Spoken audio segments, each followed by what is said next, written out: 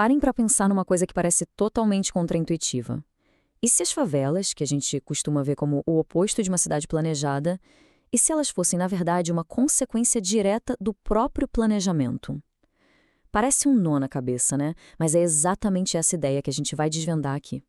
Vamos entender como a busca pela cidade perfeita pode, ironicamente, acabar criando justamente aquilo que tentava evitar. E olha, essa frase do economista urbano Alain Bertal, ela resume tudo.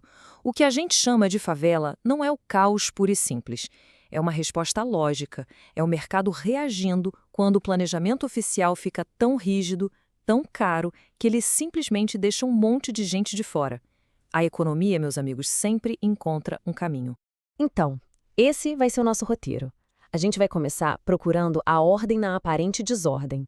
Depois, vamos entender o sonho por trás dos planos. Aí, a gente vê onde a coisa desanda. Vamos mergulhar em exemplos reais. E, por fim, tentar repensar o que é uma cidade. Vamos nessa? Muito bem. Primeiro passo, e talvez o mais importante, a gente precisa ajustar o nosso olhar. Que tal se por um momento a gente olhasse para os assentamentos informais não como sinônimo de caos, mas como um tipo diferente de ordem? Uma ordem que nasce de necessidades muito, muito reais. A chave para entender isso é que esses lugares não surgem do nada, sabe? Eles são o resultado de milhões de pequenas decisões, todas elas muito racionais. As pessoas precisam morar perto de onde elas ganham a vida. É simples assim. Se a cidade oficial se torna um artigo de luxo, cara demais e cheia de regras, as pessoas, elas encontram outro jeito de fazer acontecer. Não é uma falha moral, é uma solução de mercado, pura e simples. Essa imagem aqui é perfeita para mostrar a diferença entre o plano e a vida real. De um lado está a rede de trens da Itália. Olha que lógica, que desenho, tudo planejado. Agora olha do outro lado, onde as pessoas realmente moram. É um mapa muito mais orgânico, concentrado. As pessoas não seguem as linhas retas do mapa, elas seguem as oportunidades. Mas de onde veio essa fixação por planejar cada centímetro da cidade? É importante entender que a origem disso não foi por mal. Pelo contrário, foi um movimento super idealista que nasceu de problemas bem concretos. A ambição do planejamento, ela foi crescendo com o tempo. Lá no começo, era uma resposta quase desesperada à sujeira, às doenças da Revolução Industrial. Mas aí, a ambição aumentou. A ideia passou de limpar as ruas para redesenhar a sociedade inteira. E culminou naquelas visões utópicas, gigantescas, de arquitetos como Le Corbusier. E por trás de tudo isso, existe uma crença central. A de que um grupo de especialistas, com um plano mestre bem desenhado, poderia criar uma cidade muito melhor do que aquela bagunça imprevisível que surge naturalmente do mercado. Era, no fundo, a busca por controle, por certeza, num mundo que parecia caótico. E é exatamente aqui que a história dá uma virada. Porque o que acontece quando todas essas boas intenções, esses planos grandiosos, batem de frente com as forças mais básicas da economia? Pois é, aqui está o grande erro. Muitos desses planos se concentram no que é visível, onde vai ficar o parque, qual a largura da avenida, mas eles ignoram completamente as forças invisíveis que, na verdade, mandam na cidade.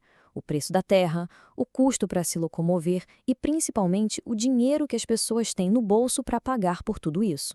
E a conexão é direta, é causa e efeito. Quando se criam regras como o tamanho mínimo para o lote ou padrões de construção altíssimos, parece uma boa ideia no papel, certo? Mas na prática, o que isso faz é tornar ilegal a construção de moradia barata.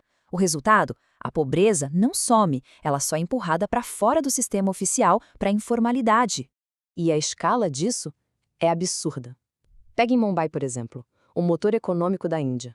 Mais da metade das casas da cidade são informais. Isso mostra pra gente que a informalidade não é um probleminha de canto de página. É a principal forma como a cidade real cresce, justamente porque o sistema formal simplesmente não consegue dar conta da demanda. Agora vamos sair um pouco da teoria e olhar para exemplos concretos. Vamos ver na prática como essa dinâmica se desenrola em diferentes cantos do mundo, porque é aí que a gente entende de verdade. Essa história é ótima, porque aconteceu com o próprio Alain Berthaud, lá no começo da carreira dele. Na Argélia, ele tentou aplicar as regras de planejamento francesas. Casas com janelões, sabe, ignorando a cultura local de pátios internos e, o mais importante, o poder de compra das pessoas. O resultado foi uma lição em tanto. A população simplesmente ignorou o plano e construiu o que precisava e o que podia pagar. Ou pense em Paris. Uma regra que parecia boa proibia aqueles quartinhos minúsculos de sótão, ou os quartos de empregada. Qual foi o efeito colateral? Acabou com uma das poucas opções de moradia realmente barata na cidade. Para os garçons, os faxineiros, todos os trabalhadores essenciais, isso significou ser expulso do lugar onde eles trabalhavam. E para quem acha que isso é só problema de país em desenvolvimento, dá uma olhada em Nova York. Em uma única década, mais de 100 mil moradias ilegais foram criadas, muitas vezes dividindo casas que já existiam. A fórmula é a mesma em qualquer lugar do mundo. Custos altíssimos e regras rígidas. O resultado é um mercado informal gigantesco. E quando o governo tenta resolver o problema na marra, demolindo tudo? A crítica da Jean Jacobs aqui é cirúrgica. Ela dizia que esses projetos enormes não consertam nada. Eles só destroem comunidades, empurram o problema e as pessoas para outro lugar e, no geral, só pioram a situação de todo mundo.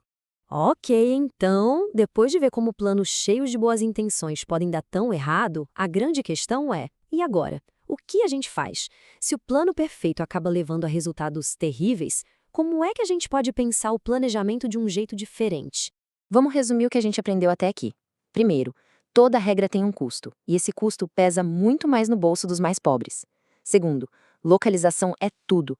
Muitas vezes vale mais morar perto do trabalho do que num lugar maior.